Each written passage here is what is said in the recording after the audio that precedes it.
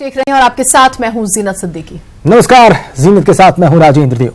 कर्नाटक में काफी हद तक तस्वीर साफ हो चुकी है और बीजेपी सबसे बड़ी पार्टी बनकर उभरी है। इसके बावजूद कांग्रेस ने सत्ता अपने पास रखने के लिए जेडीएस को सीएम पद का ऑफर दे दिया, जिसे जेडीएस ने कबूल भी कर लिया। बीजेपी ने भी सरकार बनाने की कवायद शुरू कर दी है। दिग्गजों की फौज बेंगलुरु के लिए रवाना हो चुकी है। सूत्रों के हवाले से खबर आ रही है कि अमित शाह भी कर्नाटक जाएंगे और बड़ी खबर इस वक्त की है इस बीच में कि कर्नाटक में किसी भी पार्टी को बहुमत नहीं है। 104 सीटों के साथ बीजेपी सबसे बड़ी पार्टी बनी है।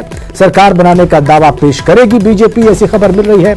और कांग्रेस ने इधर जेडीएस को मुख्यमंत्री पद का ऑफर दे दिया है और जेडीएस ने कांग्रेस का ऑफर कबूल भी कर लिया है। बेहद ही दिलचस्प बात ये, और इन सब के पीछे की कैलकुलेशन को समझें तो 2019 बहुत ज्यादा दिमाग में है और वही चीज जो देखने को मिल रही है। बहुत सारे प्लान्स थे, बहुमत आता है तो किस तरह से बहुमत आता है तो ठीक है, सिद्धारमैया रहेंगे मुख्यमंत्री। प्लान बी की बात करें तो ठीक है, जेडीएस के कुछ नेताओं से ताल्लुकात पहले ही, अगर कुछ सीटें कम रह जाती हैं तो ताल्लुकात बिठाए जा रहे थे कि किस तरीके से जो है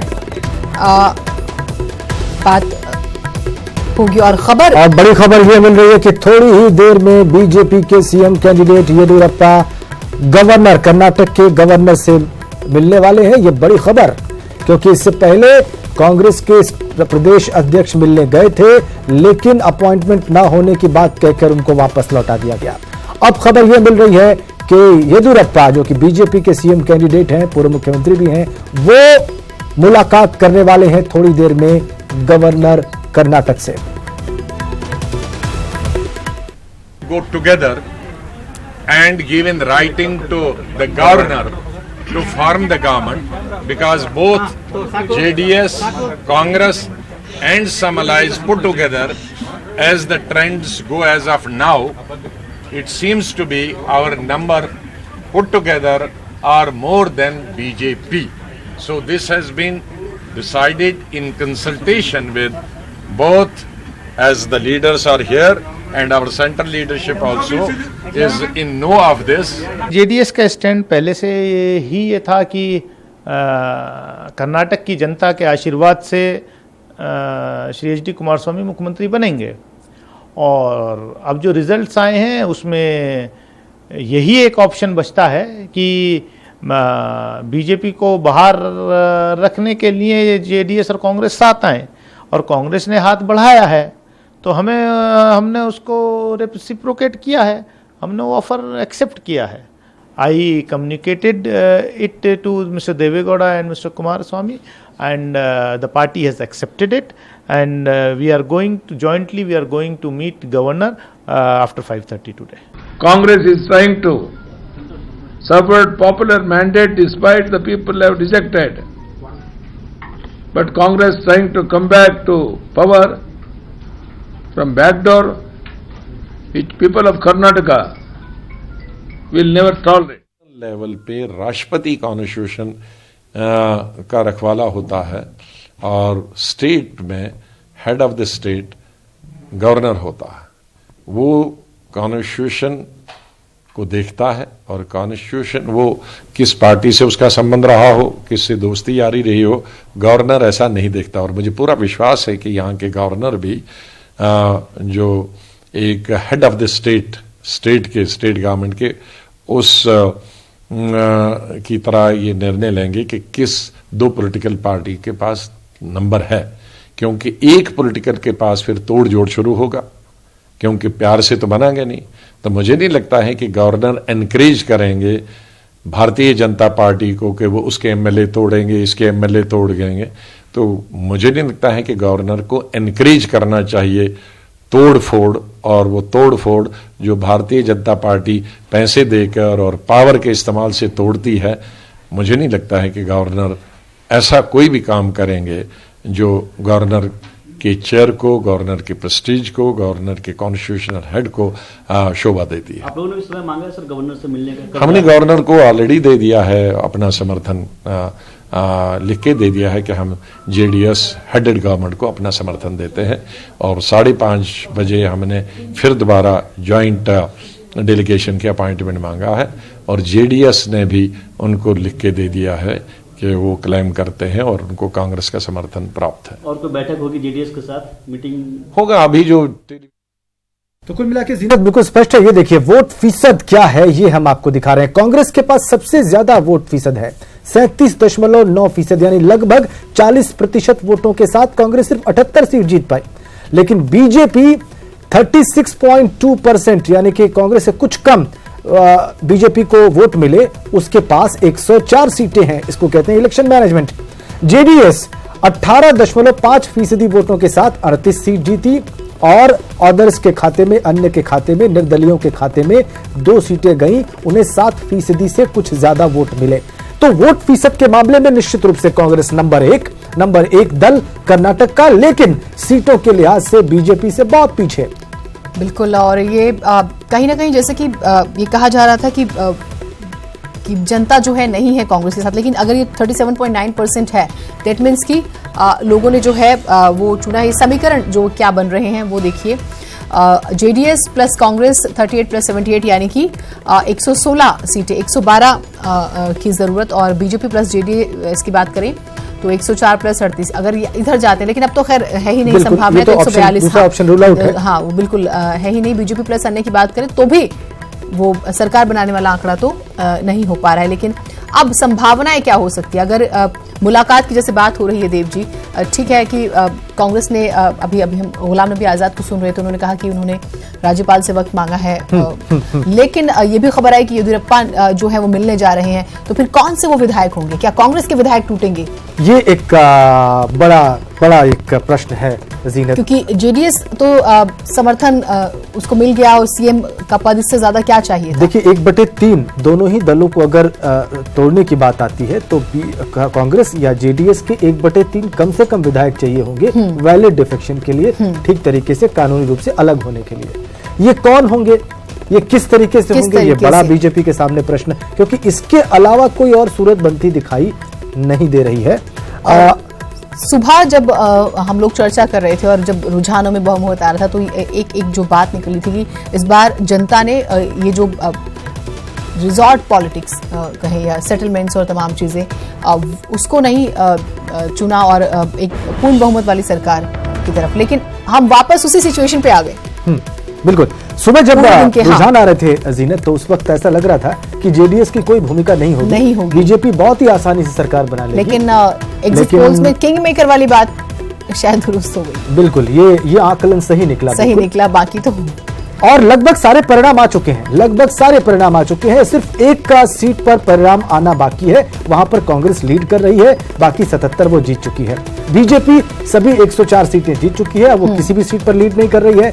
जेडीएस भी सभी 38 सीटें जीत चुकी है, उसको किसी भी और सीट पर लीड हासिल नहीं है। अन्य ने भी 2 सीटें हासिल कर ली हैं, वो जीत चुके हैं। तो तस्वीर बिल्कुल साफ है, एक सीट का रिजल्ट आना बाकी है जहां पे कांग्रेस लीड कर रही है।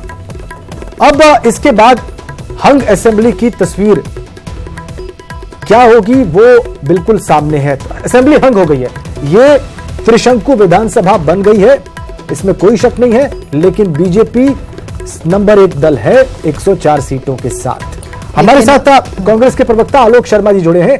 आलोक शर्मा, आपके स्टेट प्रेसिडेंट गए गवर्नर से मिलने के लिए, उनको कहा गया कि भाई आपका अपॉइंटमेंट प्रायर नहीं था, तो उनको खाली हाथ वापस लौटना पड़ा। अब क्या होगा साहब? देखिए, मैं समझता हूं भारतीय जनता पार्टी का डर्टी ट्रिक्स डिपार्टमेंट वहां पहुंच चुका है और भारतीय जनता पार्टी ने जिस तरह से गोवा, मिजोरम और अरुणाचल में संवैधानिक पदों का दुरुपयोग करते हुए सरकार बनाई है, भारतीय जनता पार्टी अपनी आखिरी कोशिश करेगी। गवर्नर महोदय गुजरात से आते हैं और वो क्या बैकग्राउंड है पूरा देश जानता है। आज देश के तमाम लोग ये चिंता कर रहे हैं कि लोकतंत्र बचना चाहिए, जिसके पास संख्या बल है वो सरकार बनाए। अगर भाजपा के पास संख्या बल है तो भाजपा सरकार बनाए, अगर भाजपा के पास नहीं है तो भाजपा जोड़ तोड़ की जो राजनीति और ऑपरेशन कमल जो पहले भी चलाया था इन्होंने कर्नाटक के अंदर, उस तरह का काम ना करे। ये लोकतंत्र के लिए अच्छा नहीं है।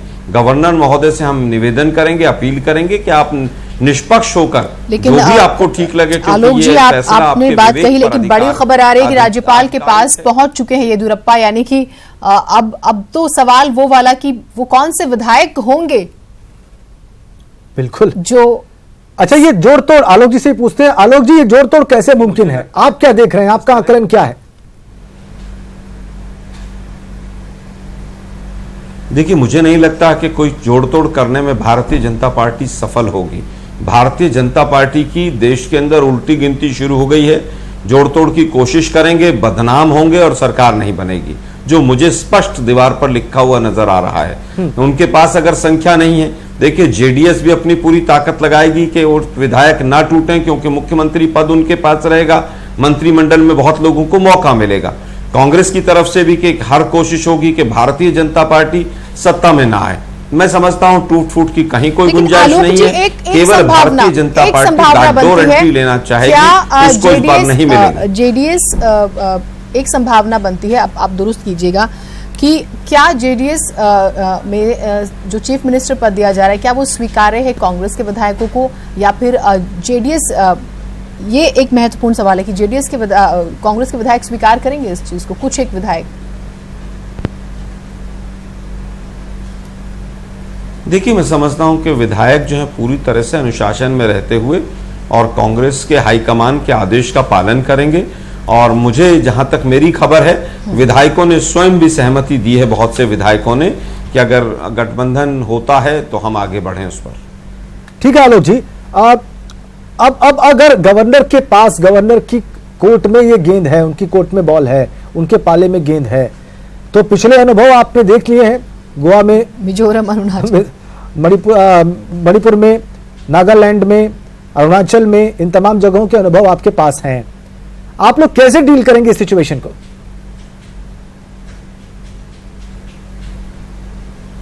देखिए, हम लोकतांत्रिक तरीके से अपनी लड़ाई लड़ेंगे। ना हमारे पास सत्ता बल है, ना हमारे पास बाहुबल है, ना हमारे पास धन बल है। ये सारी चीजें तो भाजपा के पास हैं। लेकिन भाजपा जो अहंकारवश जिस तरह से चली थी, आज सुबह से भी तमाम प्रवक्ताओं के जो बयान आए थे, मुझे लगता है ऊपर वाले की लाठी में आवाज नहीं होती। ठीक है, मतलब आप डिवाइन इंटरवेंशन का इंतजार कर रहे थे, वो डिवाइन इंटरवेंशन हो गया। हाँ शर्मा जी, आप ये कह रहे हैं?